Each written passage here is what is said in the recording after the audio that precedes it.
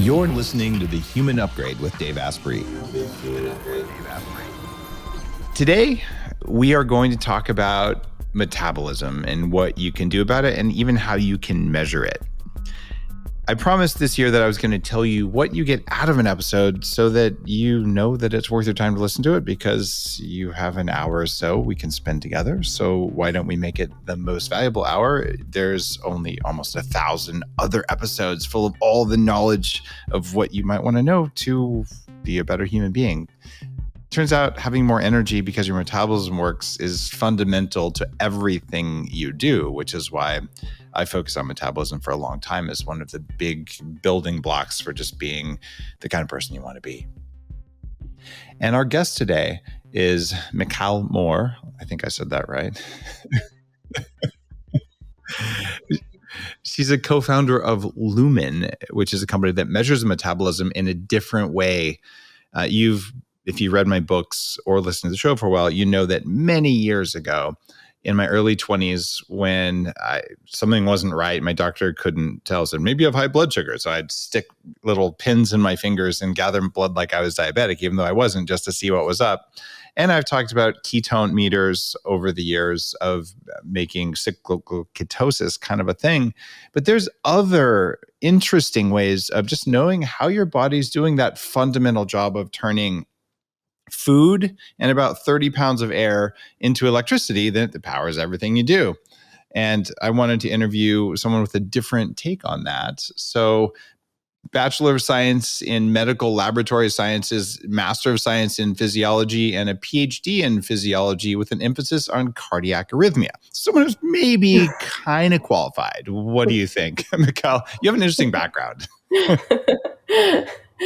Yes, and the truth is that I started, working on Lumen, that at the time, it was almost 10 years ago, I didn't thought about Lumen as a company, but the things that brought me is actually not all those stuff that you just said. The things that brought me is the fact that I compete in Ironman competition, and I don't know if you're familiar with this type of competition. Mm-hmm. Tell me more, though. I don't think all of our listeners are. So it's like a long triathlon, right? So you need to compete between 12 to 16 hours. You need to swim, bike, and then run a marathon. And one of the challenges of that type of competition is usually most of the competitors are doing amazing, the swimming part, the cycling, and half of the marathon. But after 20 kilometers, their body is starting not to have enough fuel, and they crash and not able to finish. Yep, happens a lot. It happens a lot. So for me, and also for my twin sister, both of us founded Lumen, it was very clear that in order to be able to finish such a competition, we need our body to work efficiently. We need our body to be able to rely on fat as much as we can in order to preserve our carb stores, which are pretty limited to the time when we need them. For example, when you are climbing a hill. So all what we did during our training sessions is to improve our metabolism, which means to become more metabolically flexible, being able to use fat more efficiently and carbs. Now, yes, we are talking on 2011, the term metabolic flexibility and what you can do in order to improve it. It was not a common term.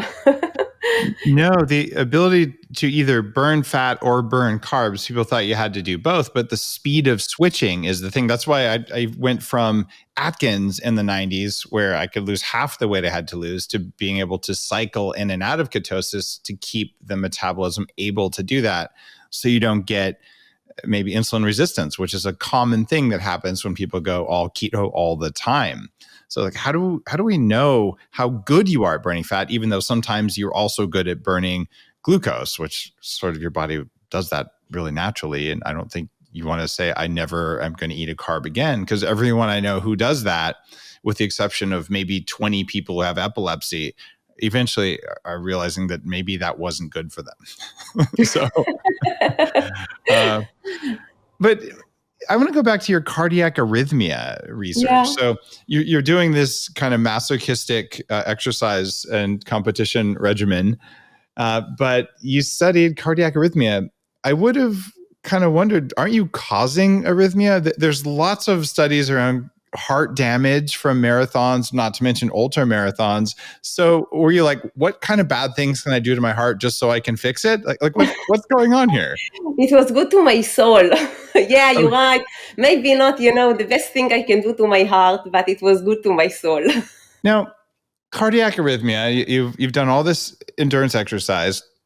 You believe, as I do when I've talked with marathoners and Ironman people, it's like you should be running on fat as long as you can, and then I have some sugar in your water bottle and some L-glutamine and probably some MCT oil and maybe even some ketones to get the endurance you want, and maybe some ribose for ATP creation. That's kind of my recipe in electrolytes. So it's what I would do if someone was going to torture me and make me go do some long cardio thing. What am I missing, or what's wrong with that thinking, if anything? Mhm. I think it's not about what is wrong or not. I think it's about what is the root cause. I mean, what enables us to perform at our best.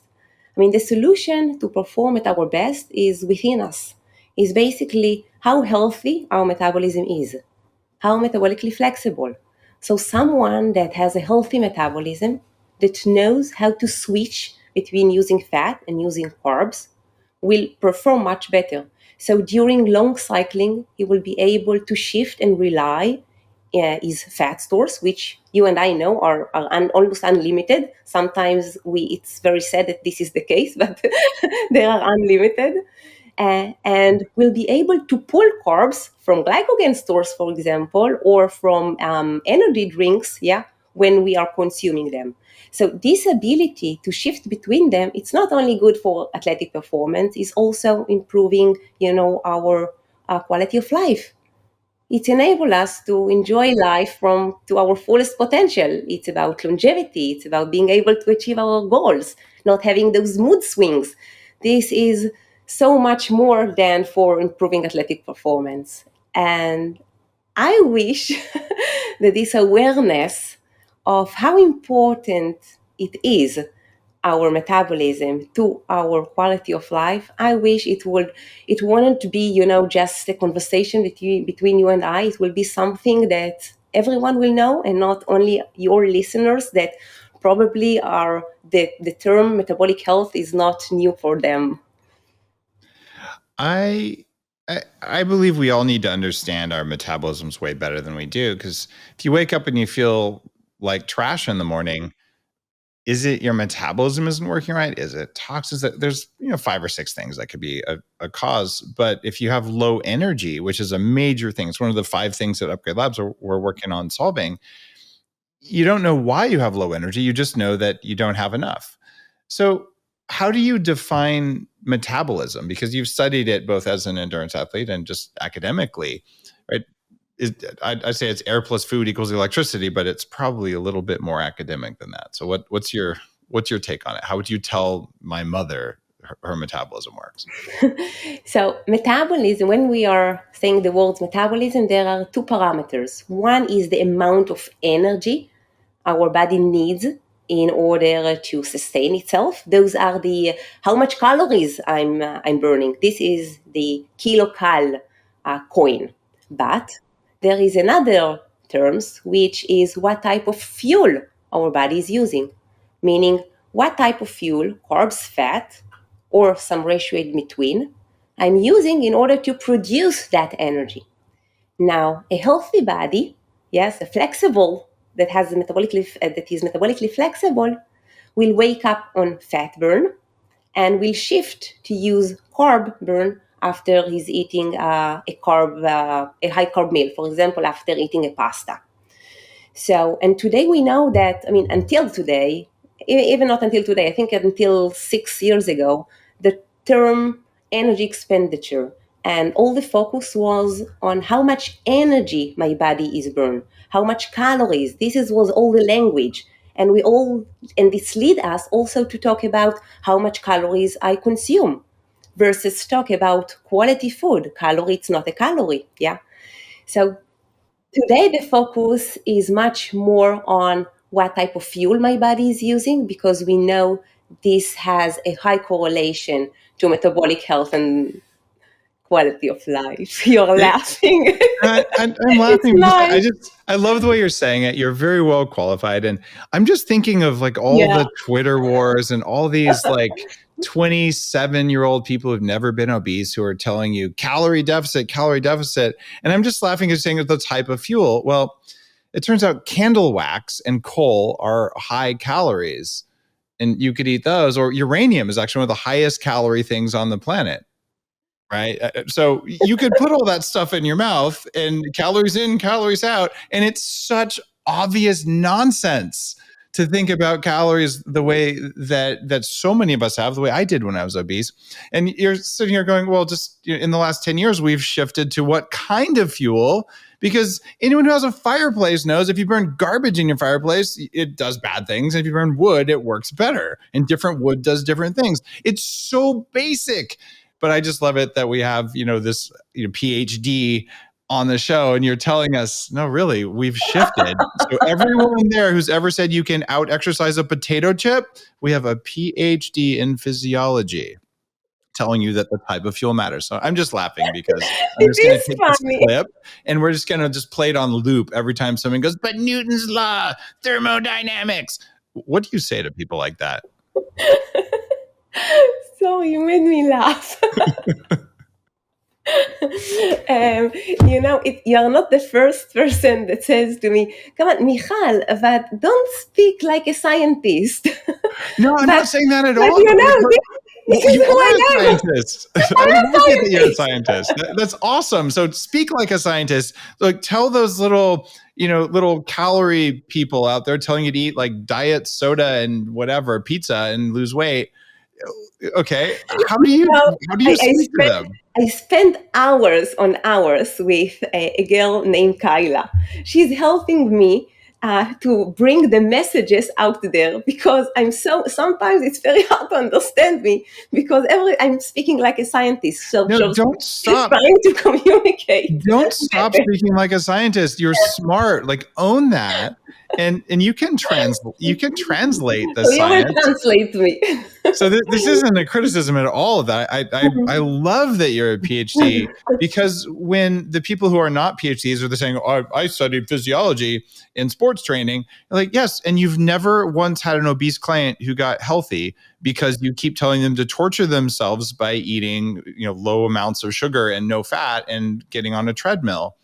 So what's wrong with that advice? Like you science me out of that kind of thinking. I want to share with you that my PhD was in cardiac arrhythmia. Yeah, I focus on where we should implement a pacemaker. Yes, in order to avoid the desynchronization between the electrical pulse and the mechanical pulse in the heart. Mm-hmm. And it was amazing study. And the things that what was hard for me is that at the end of this study, which made a lot of noise in the cardiology community, this study was still stuck in the research. I mean, it didn't was able to move forward into our day-to-day, meaning it wasn't move into creating a real impact on people. So even today, I finished my PhD, I don't know, almost 13 years ago. Even today, doctors are still implemented the pacemaker in the wrong pace. And over time, people that have cardiac arrhythmia, so they solve the problem of the cardiac arrhythmia, but over time they are suffer from heart failure. So when I started Lumen, it was about closing this gap between the science world, the technology, the insight that you can have there, and into the day to day. So this is how everything started. So Lumen is a fascinating device for figuring out how your metabolism works, but I didn't realize that your motivation for starting it, because I mean, you're smart enough, you could have done all sorts of things, but you zoned in on it partly because of the endurance athletics, but that frustration, I have a lot of it too, where we have all this knowledge and this huge gap between knowledge and what we do. And it actually hurts when you see stupid happening around you but we know better. Like, we already learned this. And in your case, you actually wrote the paper. And then you see people walking around there. It's like driving into posts. Like, but the post is clearly labeled. Like, yeah, I just never bothered to read the signs. I just drove into it again. So you were frustrated and you knew some stuff. So why did you pick metabolism? Tell me what Lumen does and why you chose that. I didn't realize that your cardiac experience was a motivator, but I see it now. It's the gap between what we know. So what do we know about metabolism, or what do you know about metabolism that you want other people to know because of Lumen?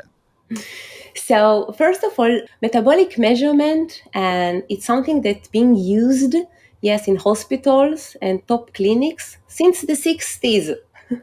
It just been stuck in hospitals because every measurement is taking 45 minutes. You need to lie down covered with something like an astronaut. You need a physician to read the data in order to provide you insight. So you understand that this type of measurement is not accessible to any one of us, at least not on a daily basis. And what you're gathering there is you're looking at what people are breathing out in terms of exhaust gas, because the amount of carbon dioxide and oxygen, and that tells you about your metabolism. And you're looking at the heat put off by the person. Is there maybe the amount of water? What else do you look at in a medical setting like that? So we are measuring the type of fuel. So cells that use fat release less carbon dioxide versus cells that use carbs for energy.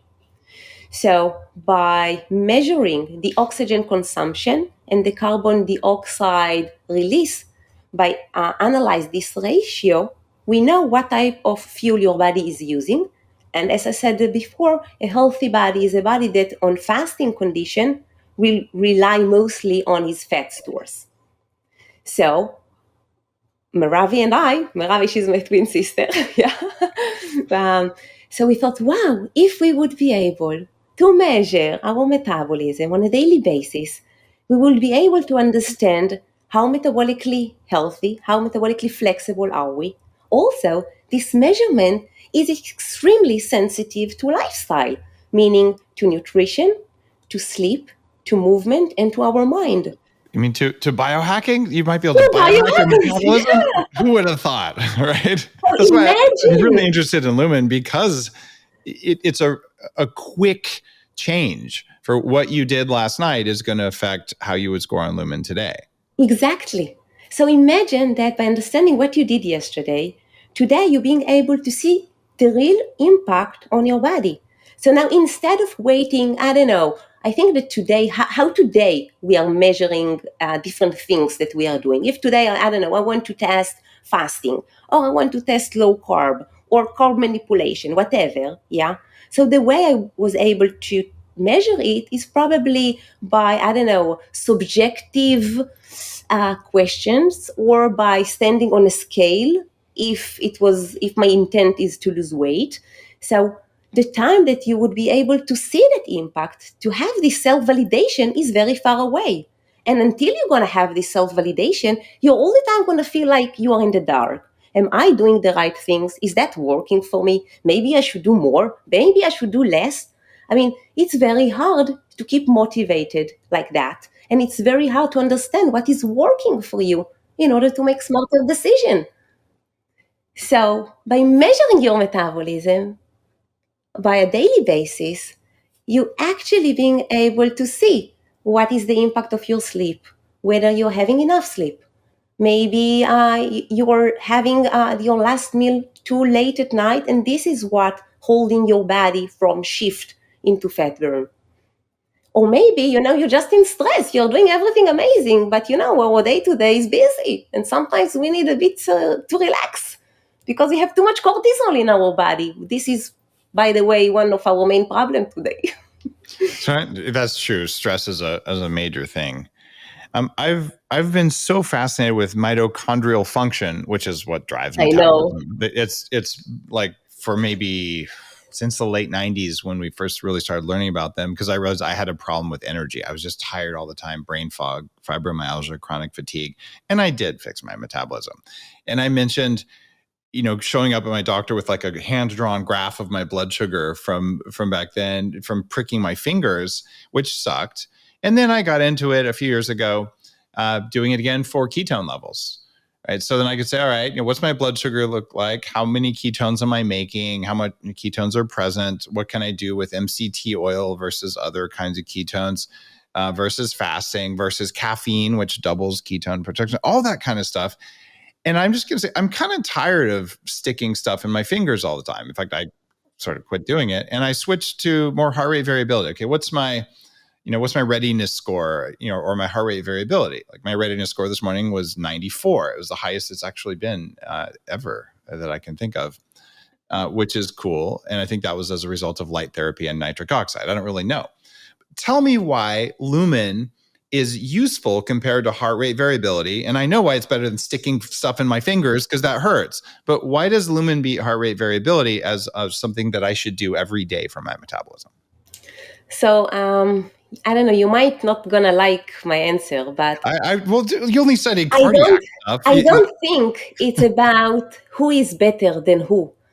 I'm fine with that. Yes, and I don't think it's okay. So metabolic measurement, this is the only thing that we should do. I think that eventually, and this is where Lumen is going, it's all about integration, and by having this holistic, picture of our body, if it's HRV and resting heart rate, and even continuous blood glucose and metabolic measurement, all of these together would enable us to better understand how our body is working and guiding us towards better nutrition and lifestyle choices.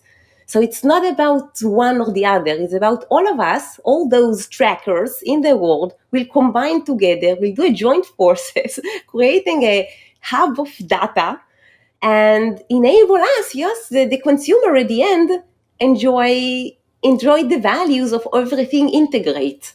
So I think we should go on integration, everyone. You are such a good scientist.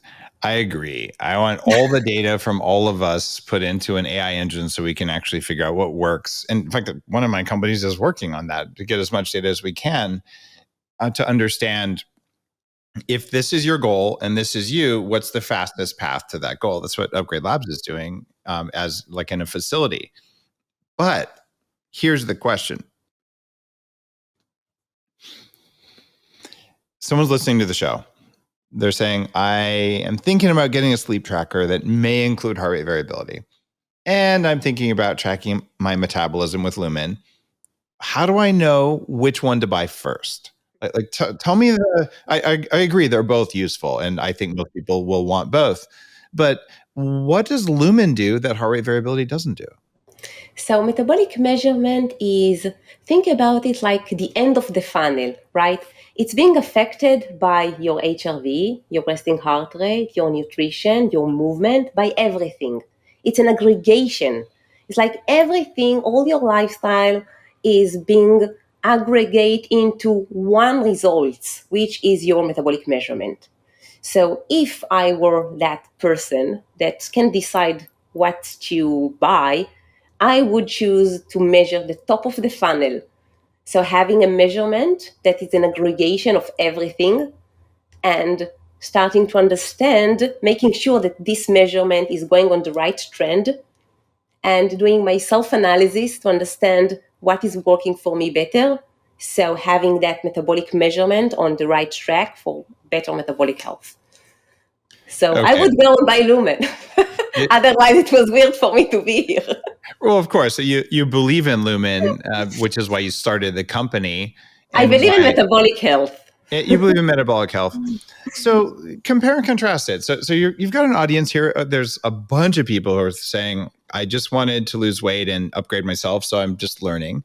And then you also have a set of people who are in my mentorship group who go to the biohacking conference.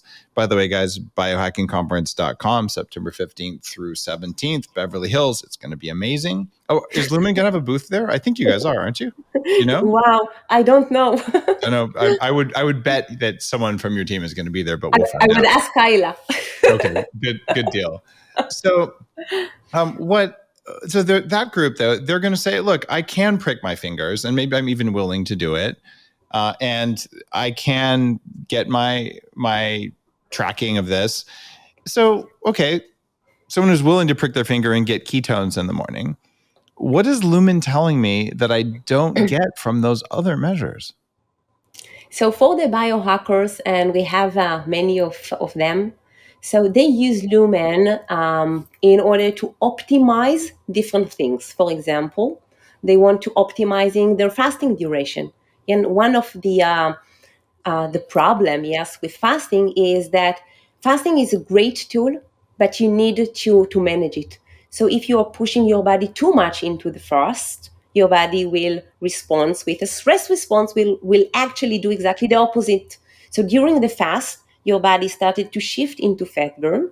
And then if there is a moment when you are pushing your body for too much, so your body will start to shift back into carb burn.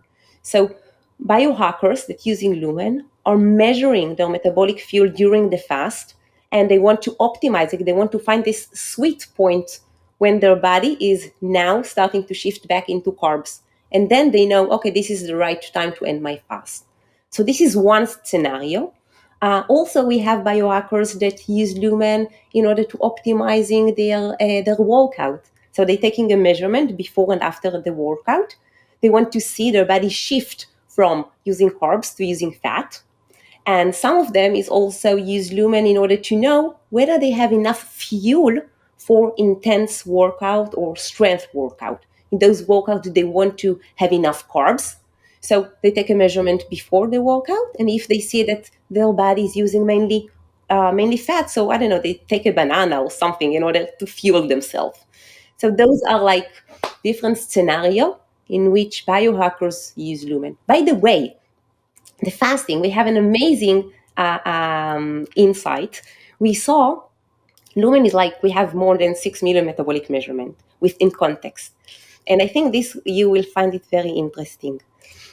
We see that women that are obese, their body starting to shift back from using fat to using carbs after 12 hours of fasting. So for them, it's better not to over the 12 hours. And Yay. for women that are overweight, they need 14. And for women that are normal weight, it's not an issue. I can shift into fat burn after 10 hours and after 12 hours, and I can also fast 16 hours. So it's super personal. So this is why the title of my book on fasting was called Fast This Way, because I got tired of people saying, what's the right length of fast? I'm like, you can't say everyone should fast 18 hours. And there's a study out of Australia that showed in, funny enough, overweight, middle-aged women in particular, that 12-hour fasts 3 days a week shifted their metabolism towards ketosis. And that was the minimum effective fasting. And the problem is over fasting is more of a problem in women because it hits women before it hits men. And so there's a bunch of stuff in the book about that, but I wish I would have known a little bit more about Lumen to include this ratio in it, because if you want to be precise to know, am I over fasting? Like as a woman, you don't overfast because it actually harms weight loss. And as a guy, it also harms weight loss. And in both of them, it breaks your hormones right after it starts to mess with your weight loss. So you're like, yeah, fasting is great, I'll do more. And then you hit a wall and you wonder why. So it's like a powerful scalpel. It's a tool you get to use. So, okay, now let's say that someone buys a Lumen and now they want to know how to use it with fasting. Is the app going to guide them through that? Like, how would you even know to do this? So there is a Lumen after you're taking your the usability with Lumen. Yes, that every day you wake up and you take a morning measurement, and based on your metabolic measurement, Lumen provide you with what is your nutrition for that day. And we also have the ability to pull different strategy. For example, to pull fasting as a strategy. And then they can log their fasting, and they can take a measurement and log the amount of hours that they fast. And it's going to save in their Lumen data, in the Metab, whatever. And they can actually track after their metabolic fuel during an overnight, during the fast. Okay, so then you're fasting, you do it before you go to bed, but you wake up and it's going to give you a Lumen score. And then what do you do with that in terms of your fast? Does that tell you fast for 2 more hours, fast for 4 more hours? How do I actually use this for fasting? So currently Lumen not recommended to you to continue your fast. This one is it's like a tool for biohackers so they can track it on their own. So at the moment, we are not guiding you to do more fast or less fast. In overall, yes, the recommendation with Lumen we needed to do a better guidance, right? Because currently we are very focused on nutrition. But as I just said, and eventually it's not only our nutrition that impact our metabolism. It's also about our sleep and our movement and our mind. And currently, Lumen is guiding you only towards nutrition plan and provide you different tools that you can manage your workout and your fasting on your own. But this is something that we are now going to change, and we are looking everything as a balance. So based on your nutrition, for example, if you ate too much, yes, I can suggest to you to prolong your fast or to increase the amount of steps. So we're getting there is the basic answer, but the short algorithms are things that you talk about even in the literature with Lumen. And it's kind of cool. So you have 20 million metabolism measurements from Lumen so far, which is an enormous data set to be able to figure out what's going on. And the validation that you have, earlier you mentioned this ratio of how much oxygen are you using and how much CO2 is it producing. You use a lot of oxygen, don't produce a lot of CO2, you're burning fat. Right? You use a lot of oxygen, and produce a lot of CO2, you're burning carbs. And it's kind of like that. And in metabolism research, that's called RER, right?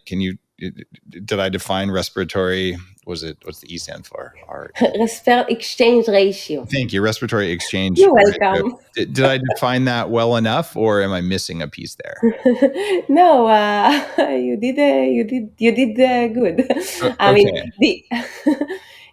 the way that Lumen is able to take a technology, yes, that take 45 minutes and in the size of a table and shrink it into a portable device and into single measurement is basically by very simple principle. Yes, as I said, when our body use carbs for fuel, they release more carbon dioxide. And when they use fat, they release less. But if I will measure the carbon dioxide in a normal breath, I will not see any changes in the carbon dioxide because when my body release more carbon dioxide, the way to get rid of that carbon dioxide is by increase my ventilation. So the Lumen maneuver, it's not a normal breath. You need to inhale a specific amount of air.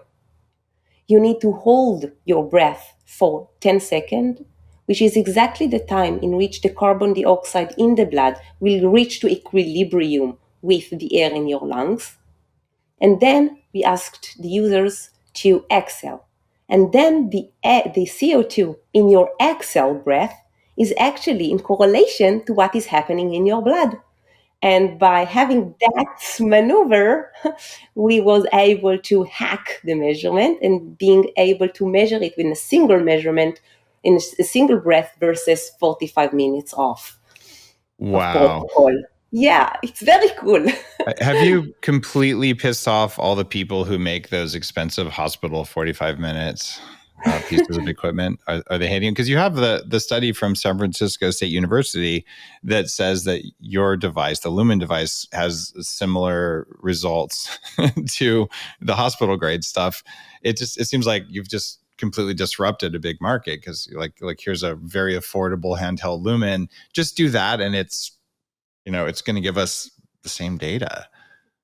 So the truth is that many of academic institutes are using Lumen for their own studies. So Meravi and I are extremely passionate about research.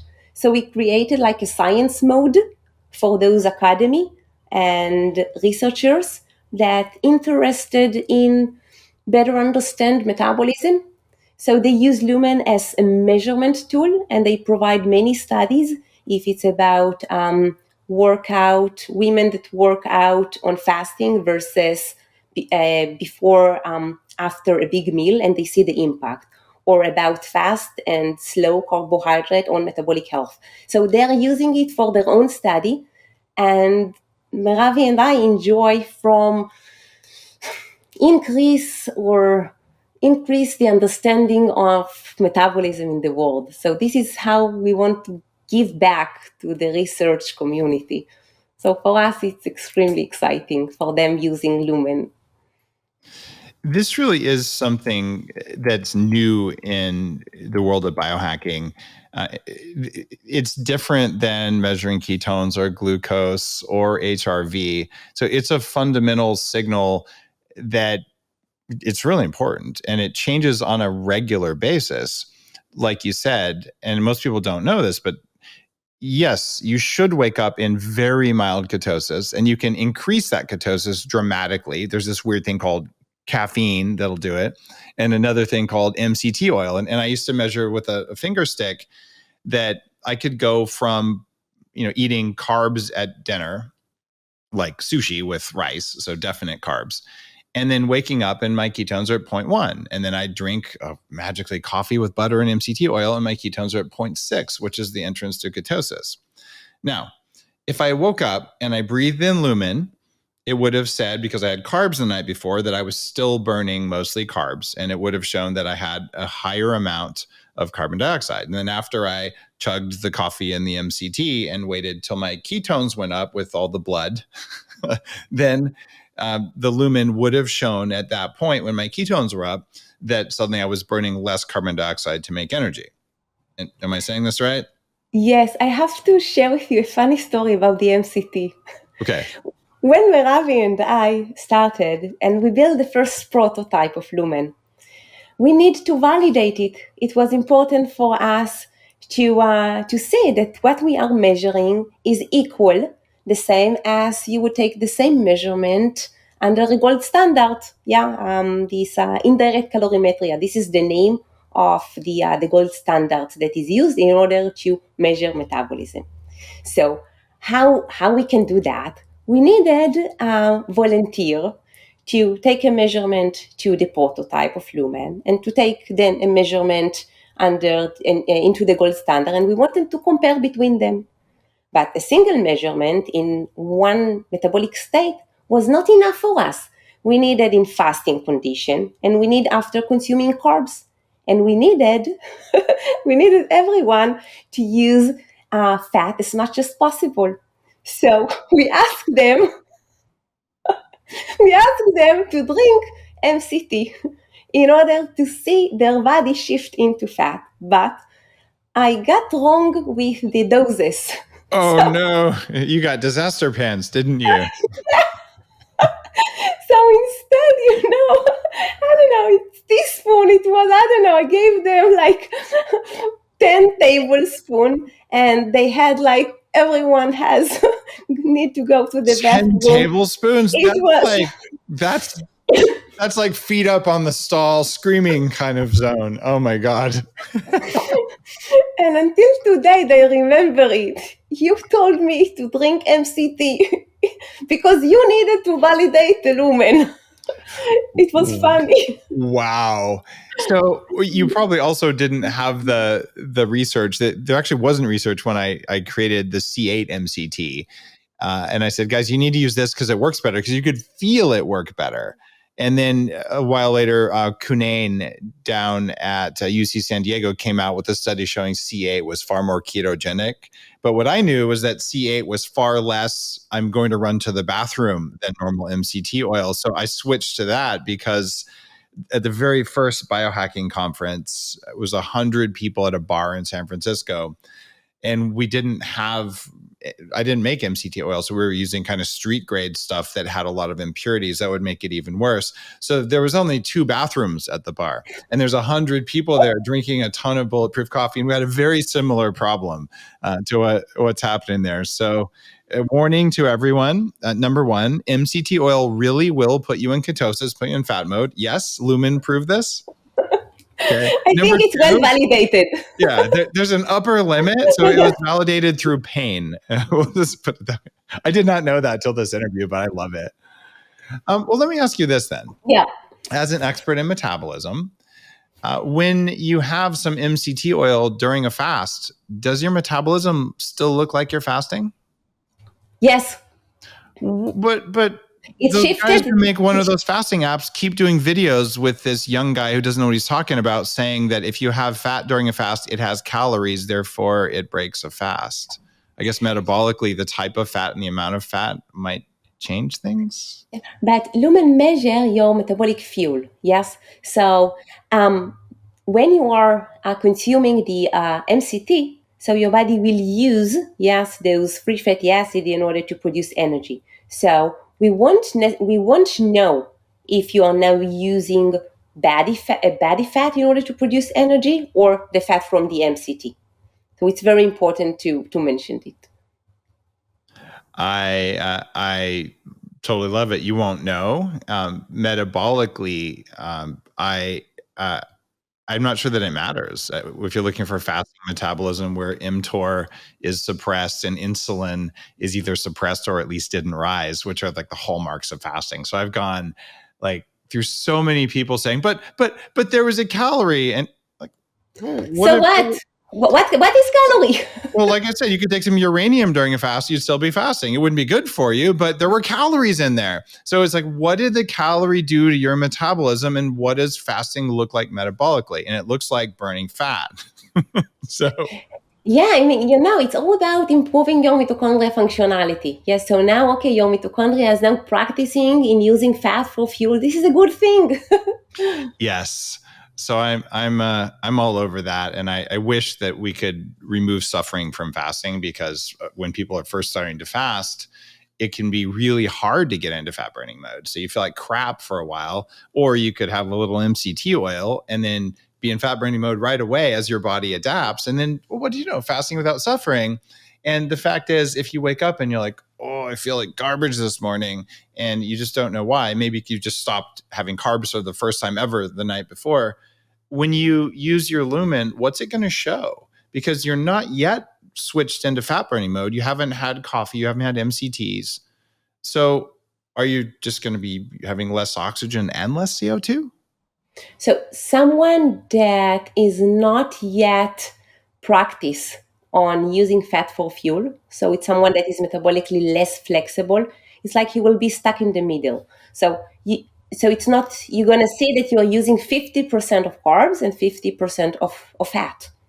So gradually, when we are getting better, meaning when our metabolism has become flexible and we are gradually pushing our body to be able to use more fat for fuel, so you will be able to wake up on fat burn. So it's like, right, because metabolic flexibility or metabolic health it's a range. It's not whether you have it or whether you don't. So in the left side, it's going to be someone that is extremely not flexible.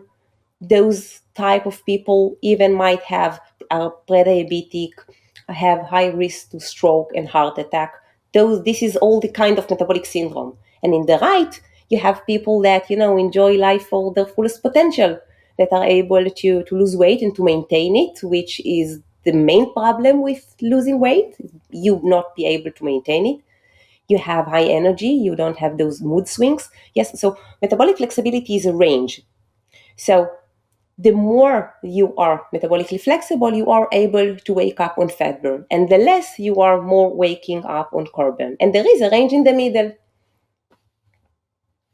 I absolutely love that. So you can tune yourself in that way. And I should mention too, listeners know that whenever someone comes on with a product they're making, number one, you have to be exceptionally well qualified to talk about stuff, which you are. And number two, you have to give something to the audience. So besides knowledge and information, which is interesting anyway. So lumen.me, Lumen.me, use code Asprey50 and you're giving them as a gift a $50 discount. So there you go, guys. That's something that's worth checking out. So you probably, if you're overweight, would like to know how to control your metabolism. And if you're not overweight, you may be really tired at certain times during the day, especially in the afternoon or maybe in the morning. It depends. People have these craterings. So what's going on with your metabolism then? And since we're taking essentially a 1 minute window, you're getting a 10-second breath hold. It takes about a minute to do a Lumen reading? Even less, 30 seconds. I figure it's like a minute by the time I like get the Lumen, turn on the app, and then like do the 30-second breath hold thing. So it's a quick check is what I'm saying. Yeah, I think I'm so in joy of taking my Lumen measurement that the time just passed. So maybe it's 1 minute and I feel like it's 30 seconds. There you go. Right.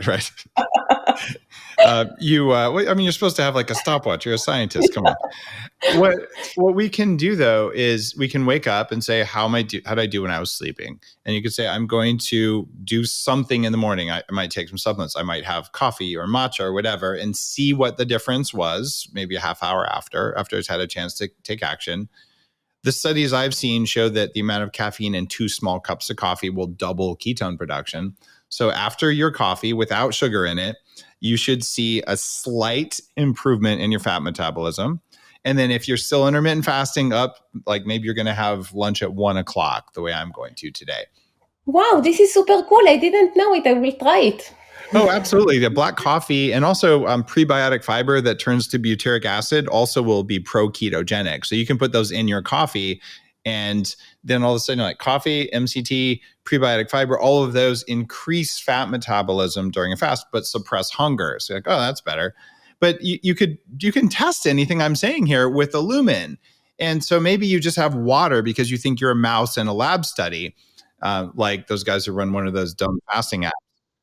And what you would do in that case is you would test and see what worked better. And if you're more in fat burning mode and you feel better, that's great. And then maybe the next morning you're saying, you know what, maybe I can just burn my own fat. I don't want to do the MCTs. And then you don't. And then you can test it with Lumen.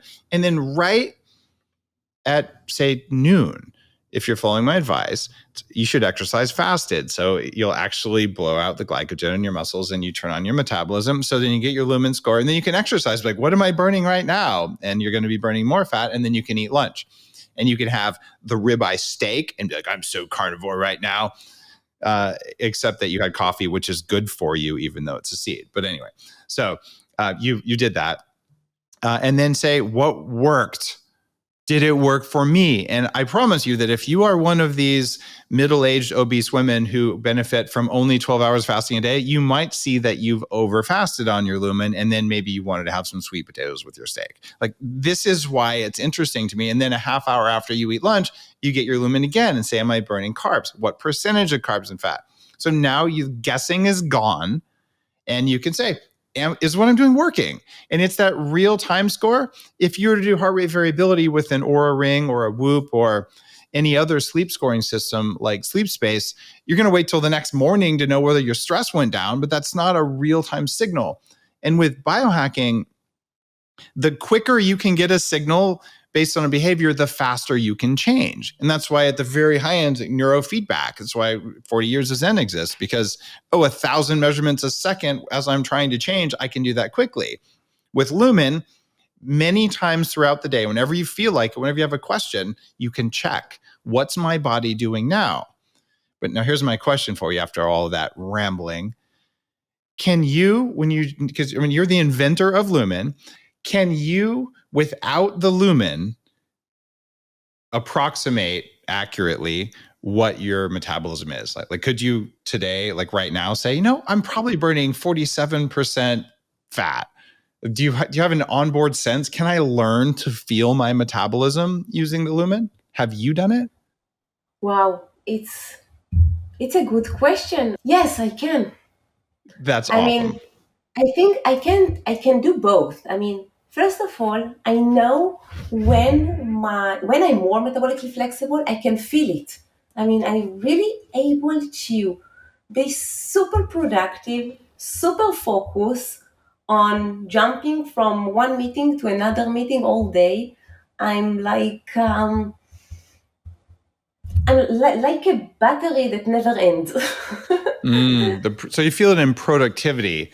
Yeah, So is that and different than just fat burning? Because anytime someone, like the reason Bulletproof Coffee took off was that people are like, oh my God, I love how I feel because I'm burning some fat for the first time in like 20 years. Is there a difference for you between the feeling of being in fat burning versus being flexible? Like describe what it, like, do you feel it in your gut, in your heart, in your brain? Where is it? What does it feel like? so, I mean, metabolic measurement, being able to use fat for fuel. Yeah. So it's like, the power of it is being able to see it in real time. It's like a snapshot of what is happening now in your body.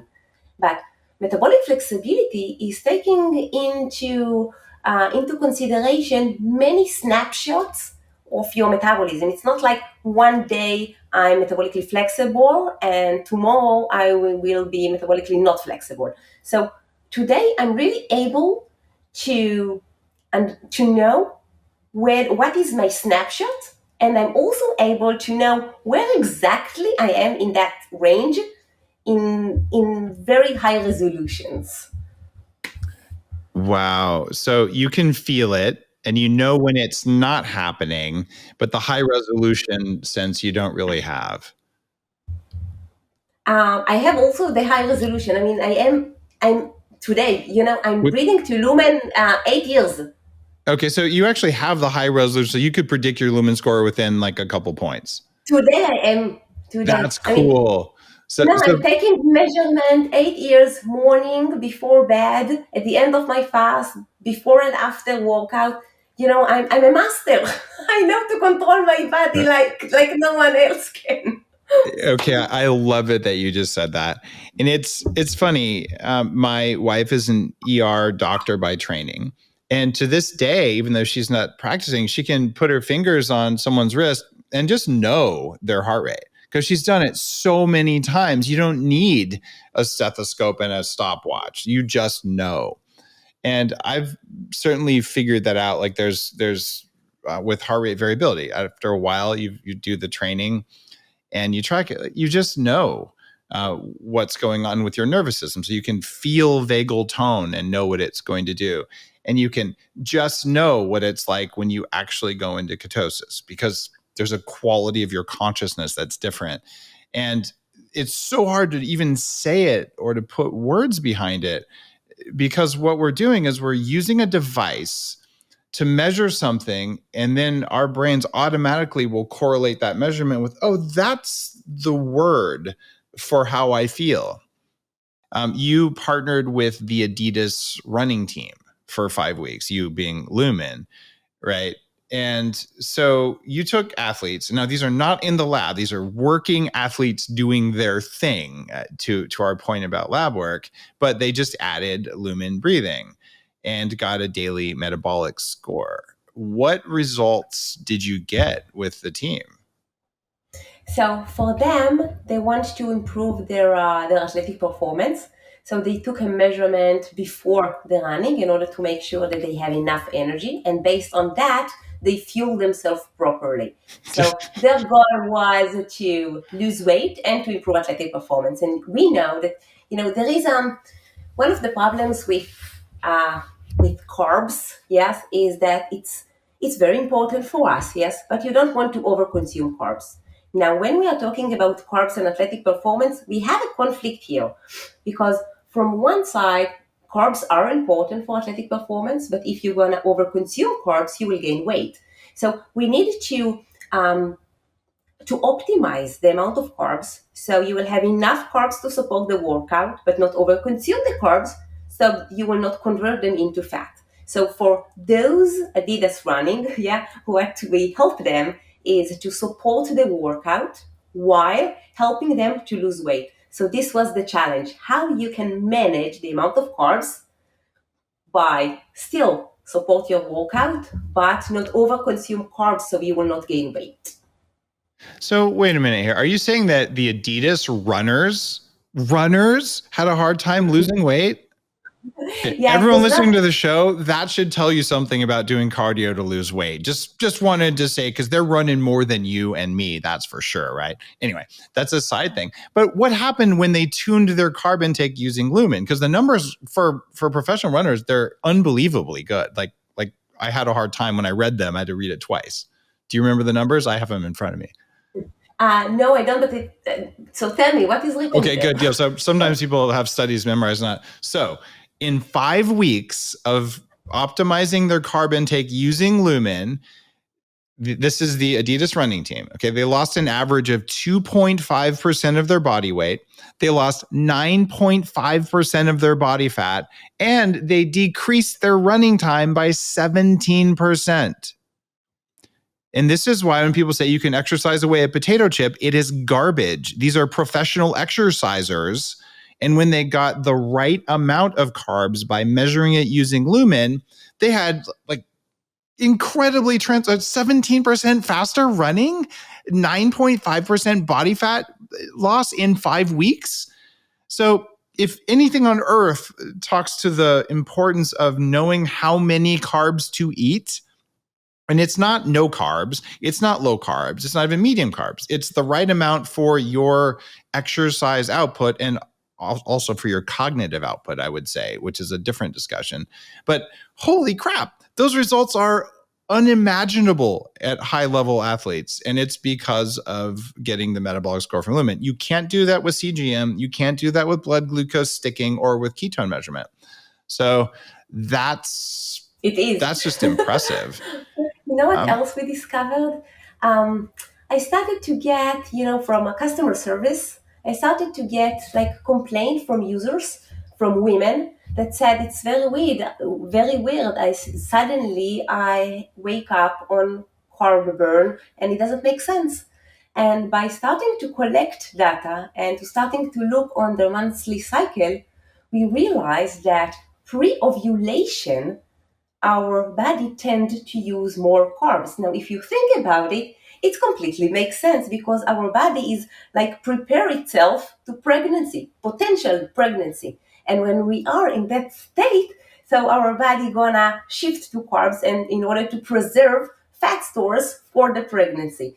So we saw amazing how our metabolic measurement, our metabolic fuel is changing during the menstrual cycle. Super cool. Have you is there a blog post or a paper on this? Because there's a whole chapter in Fast This Way on fasting for women. And it feels like that knowledge is really important. And there's, I don't know, I found maybe 7 or 8 studies of fasting in women. Most of them at least talked about where they were in their cycle, but a good number of them were perimenopausal or menopausal women, because it's actually easier to study menopausal women because you don't have the cycles, right? So is this on the Lumen blog anywhere? An article about it. So a scientific article. Okay. So it's gonna be in the gonna be published soon.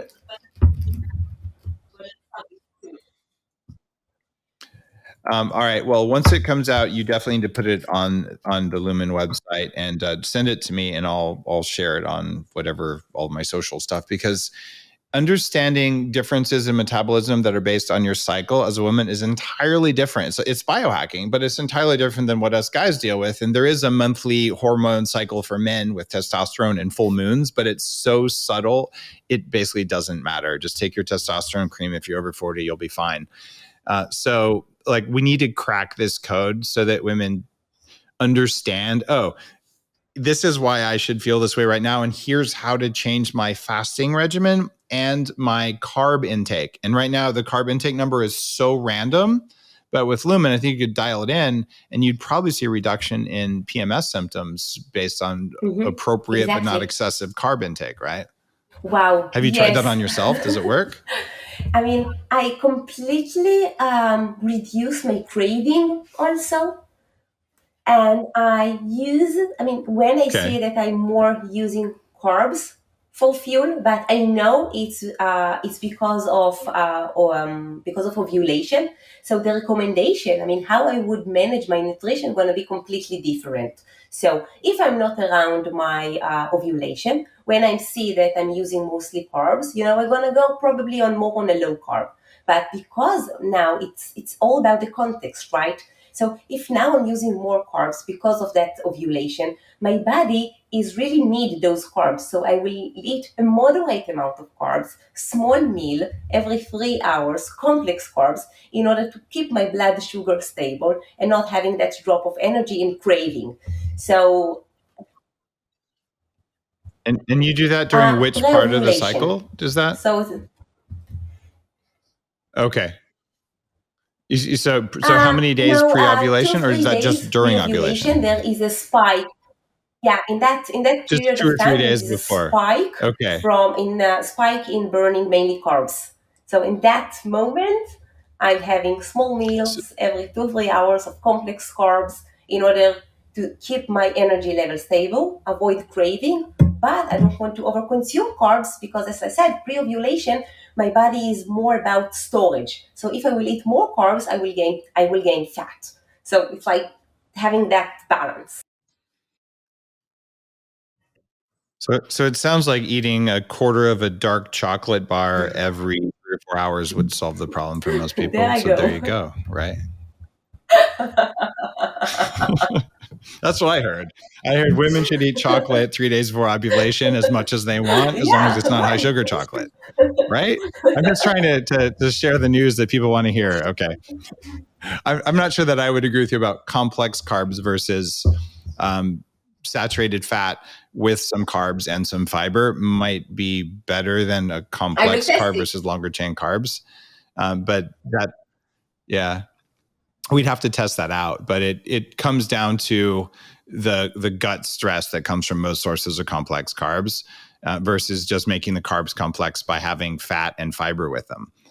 Without them actually being complex, because we know that fat modulates the intake rate of carbs, right? So you can lower the glycemic index of carbs by having fat with them.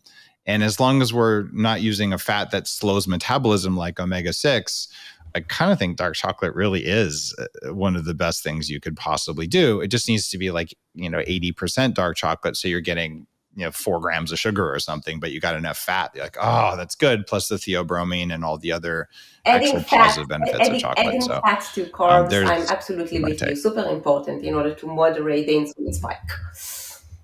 Okay. Awesome. So rather than pasta, if you could have dark chocolate and they metabolically did the same thing, would you eat carbs or dark chocolate? I learn stuff every day. I would pick dark chocolate too.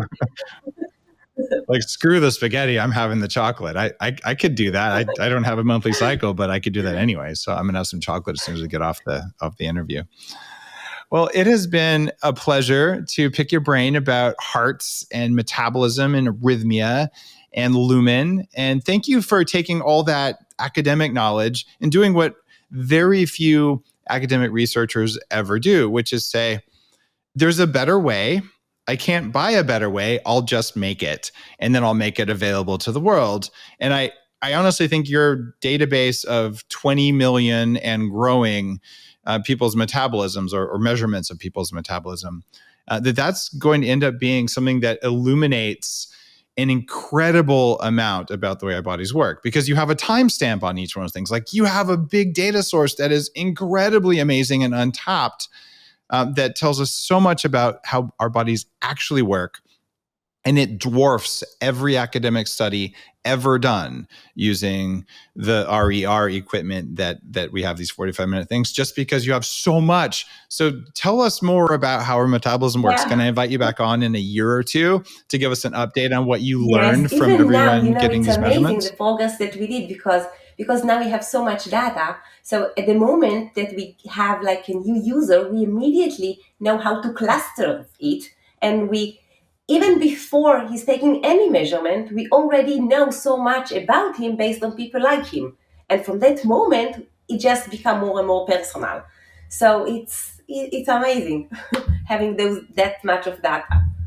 So cool. Well, you're going to do good things with it because you've got all the knowledge and ability to do that. And for listeners, it's lumen.me, lumen.me. Use code Asprey50 and you'll save $50 as a gift from Lumen. And I got to say, there's real science here. And anytime I bring an entrepreneur on the show, they've got to really be able to bring it. Otherwise, it's not worth your time. And there's a ton that I learned in this interview and I prepped for it. So this is a new tool in the world of biohacking that's going to tell you, maybe I don't want to be on a low carb diet, but I don't know what a moderate carb diet is. So maybe you can find out what your moderate carb diet is so you don't overdo it, you don't underdo it, and you get the best performance. And you also feel totally safe to, when you choose to, go out and eat all the bagels. That's okay.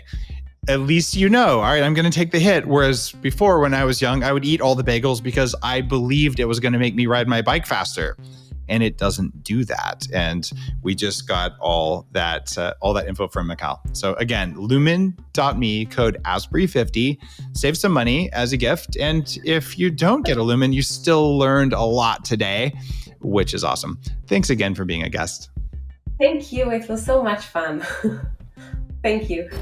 You're listening to The Human Upgrade with Dave Asprey.